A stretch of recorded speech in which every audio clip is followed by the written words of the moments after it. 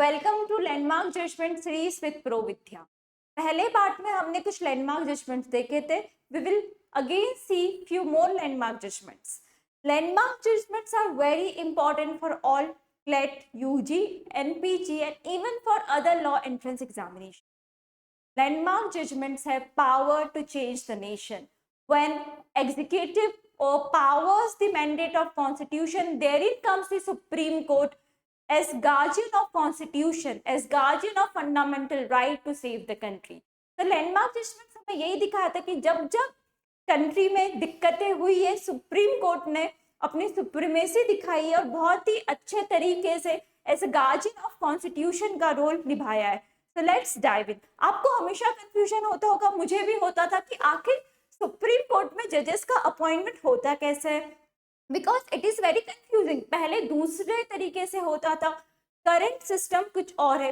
तो इसको समझने के लिए आपको कॉन्स्टिट्यूशन की थोड़ी बहुत हिस्ट्री समझनी पड़ेगी। आपको समझना पड़ेगा कि जो कॉन्स्टिट्यूशन का प्रोविजन है वो क्या कहता है जजेस के अपॉइंटमेंट के लिए। तो as per the provision of a constitution, जो ओरिजिनली कॉन्स्टिट्यूशन था, that says that judges of Supreme Court and High Court would be appointed by President in consultation with Chief Justice of India and other judges as he deemed necessary. अब ये जो word consultation है ना, इस पर ही पूरा dispute था, इस पर ही पूरा डिबेट अराइज हुआ था।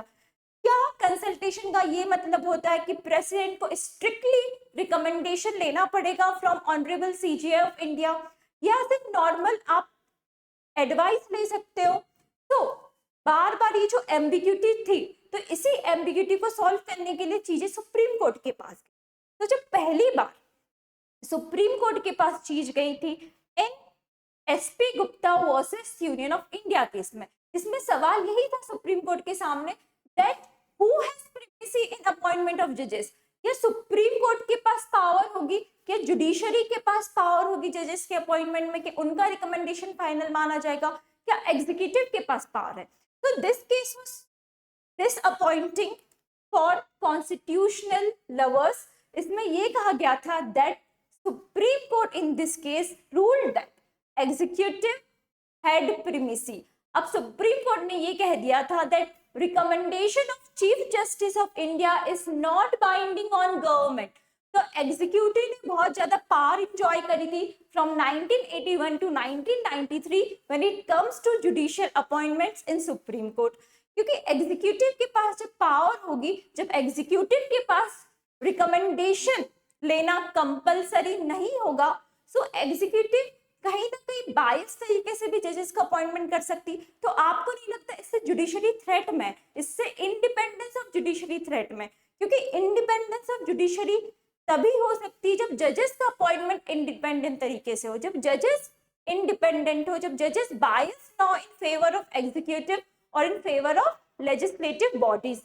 तो इसका इफेक्ट बहुत ज्यादा देखा गया था even after emergency, even before emergency. तो फिर हमारे सामने आता है सेकंड जज केस जिसका नाम था supreme court advocates on record association versus union of India. इस केस ने कंप्लीटली जुडिशियल अपॉइंटमेंट की हिस्ट्री चेंज कर दी। पहली बार इंडिया में इंट्रोड्यूस हुआ कोलिजियम सिस्टम। इसमें सुप्रीम कोर्ट ने कहा था, पहले 1981 का जो जजमेंट था उसको ओवररूल करा and supreme court held that ये जो वर्ड कंसल्टेशन है ना, इसका मीनिंग है कॉन्फ्रेंस। रिकमेंडेशन लेना सिर्फ एडवाइस नहीं है, वो रिकमेंडेशन को कंपलसरी तरीके से मानना भी कंपल्शन है एग्जीक्यूटिव के पास when it comes to judicial appointment. And even Supreme Court further reiterated that appointment of जजेस is not the opinion of Chief Justice of India alone. ये एक इंस्टीट्यूशनल ओपिनियन होना था। यहीं से आता है कोलेजियम सिस्टम दैट आपको at least including CJI of India, आपको एटलीस्ट 2 जजेस, सीनियर मोस्ट जजेस ऑफ सुप्रीम कोर्ट का रिकमेंडेशन लेना जरूरी है। So again judiciary gain प्रिमेसी over the executive when it comes to judicial appointment in India. अब अटेम्प्ट हुआ एग्जीक्यूटिव के द्वारा, लेजिस्लेचर के द्वारा इन 2014 टू रिप्लेस कोलिजियम सिस्टम। सो उस टाइम पे जो करंट गवर्नमेंट थी उन्होंने पास करा 99th कॉन्स्टिट्यूशनल अमेंडमेंट और स्टेब्लिश करती नेशनल जुडिशियल अपॉइंटमेंट कमीशन। अब जो एनजेक का रोल था ना, it is of executive and civil society in judicial appointment. तो जब बात सुप्रीम कोर्ट ने कहा, सुप्रीम कोर्ट में इस केस ने ये कहा था दैट जुडिशियल अपॉइंटमेंट्स में एग्जीक्यूटिव का कुछ भी रोल नहीं होना चाहिए, एंड जो एनजेक बॉडी थी उसको अनकॉन्स्टिट्यूशनल डिक्लेयर कर दिया honourable supreme court of India ने, ये कहते हुए कि ये इंडिपेंडेंस ऑफ जुडिशरी पर थ्रेट है, ये जो बेसिक स्ट्रक्चर ऑफ कॉन्स्टिट्यूशन है उस पर थ्रेट है। क्योंकि बेसिक स्ट्रक्चर ऑफ कॉन्स्टिट्यूशन की जब भी बात करी जाती है तो इंडिपेंडेंस ऑफ जुडिशरी वाइटल है, वो पहले नंबर पर आती है। You can not bypass the independence of judiciary, इसीलिए इंडिपेंडेंस ऑफ जजेस बहुत ज्यादा इंपॉर्टेंट है। Now we will see our next case that is related to क्या आप रिलीजियस कन्वर्जन कर सकते हो to bypass certain provisions of Hindu marriage act. क्या आप हिंदू मैरिज एक्ट को वायलेट कर सकते हो by religious conversion? So here it comes our next case of Lily Thomas versus Union of India. इस केस में मिस्टर ज्ञानचंद घोष ने शादी करी थी मिसेस घोष सुष्मिता जी से अराउंड 1985 हिंदू रिचुअल के हिसाब से as per Hindu marriage act. अब दिक्कत क्या हुई, जब हस्बैंड और वाइफ के बीच में कॉन्फ्लिक्ट हुए तो हस्बैंड चाहते थे कि म्यूचुअल तरीके से डाइवोर्स हो, लेकिन वाइफ नहीं चाहती थी कि उनका डाइवोर्स हो। तो हस्बैंड ने बाईपास करने के लिए, क्योंकि हिंदू मैरिज एक्ट कहता है कि जब तक आप अपनी पहली वाइफ को डाइवोर्स नहीं दे सकते हो, तब तक आप दूसरी शादी नहीं कर सकते हो। आपने दूसरी शादी करी थी, बाइगेमी के अंडर ये ऑफेंस होगा, ये आईपीसी में ऑफेंस होगा। तो इन्होंने क्या करा, इन्होंने अपना रिलीजन ही कन्वर्ट कर लिया इन इस्लाम, और फिर इन्होंने शादी कर ली विनीता गुप्ता जी से। अब जो पहली इनकी जो वाइफ थी वो पहुंच गई before supreme court of India, ये कहते हुए कि इन्होंने वायलेट करा है जो हिंदू मैरिज एक्ट 9 है उसको, और जो एक सेंसिटिविटी होती है शादी की उसको। So now the question arise before the supreme court, जो इशू थे, क्या इंडिया में यूनिफॉर्म सिविल कोड होना चाहिए? Should India adopt UCC applicable to all citizens irrespective of religion to regulate marriage and family law? क्या सबके लिए personal law similar होना चाहिए? पहली बार सुप्रीम कोर्ट में यूनिफॉर्म सिविल कोड का क्वेश्चन अराइज हुआ। फिर फर्दर क्वेश्चन अराइज हुआ ऑन कन्वर्जन एंड बाइगेमी। क्या हिंदू मैन कन्वर्ट कर सकते हैं खुद को इस्लाम में just to marry again, and would such marriage have legal validity? क्या ये मैरिज वैलिड होगी या वॉइड होगी? फर्दर, क्या ऐसे person will be guilty of bigamy under section 494 of IPC current BNS if he remarries without dissolving his first marriage? तो court ने इस केस में क्लियरली कह दिया कि नहीं, ऐसा करना बिल्कुल भी वैलिड नहीं है। जब तक आपकी पहली शादी वैलिड है, जब तक आपकी पहली शादी डिसॉल्व नहीं हो जाती, आप दूसरी शादी नहीं कर सकते हो, even if you convert to different religion. So Supreme Court made it very clear that marriage under Hindu law remains valid until legally dissolved under Hindu Marriage Act 1955. And if a man converts to another religion but continues to have living spouse from the earlier marriage, any second marriage will be null and void.